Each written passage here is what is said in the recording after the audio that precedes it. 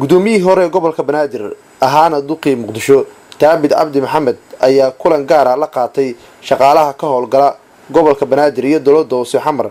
kulankaasi oo ujeedkiisu ahaa mid uu mudane Taabid ku macsalaameynayay uguna mahadcelinayay howlwadeenadii ay soo wada shaqeeyeen muddadii koobneed ee uu maamulka gobolka Banaadir hogaaminayay. Taabid Cabdi Maxamed ayaa ugu horeen shaqaalaha uu kulanka la qaatay uga mahadceliyay sida wanaagsaneed oo ay ula shaqeeyeen muddadii uu xilka hayay. macnaheedu waxa ay tahay maadaama xilka uu meertay yahay qof walba waxa uu hayay ee niyad wanaag uu ku hayay inuu meeshiisa ka sii wado la xaqiijiyo waxa aad qabanaysaa hawsha u qabanaysaa qaranka waxaad u haysaa ummadda Soomaaliyeed adeegan waxaad u fulisaa dadka. waxaan rabaa inaan si gaar ah u xuso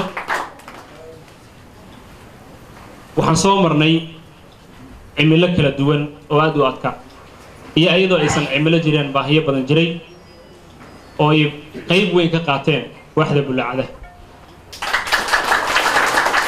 waqtiyadaas adag oo iyagana qaybta ay ka qaateen waxay xaqiijiyeen xuquuqdii lagu lahaa ama xaqii lagu lahaa oo ku lahaa maamulka iyo dawladda hoose inay iyagana soo celiyaan.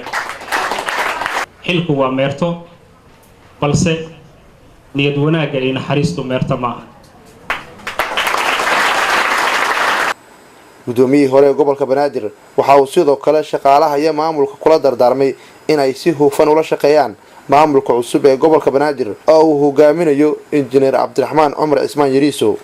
saaxiibadii iyo dhammaan inta kale shaqaalaha kulligood sidii aad noola soo shaqayseen muddadii aan soo joognay inaad sidaa si lamid ah ula shaqaysaan maamulka cusub oo hogaaminayo gudoomiyaha cusub ee injineer Yariiso.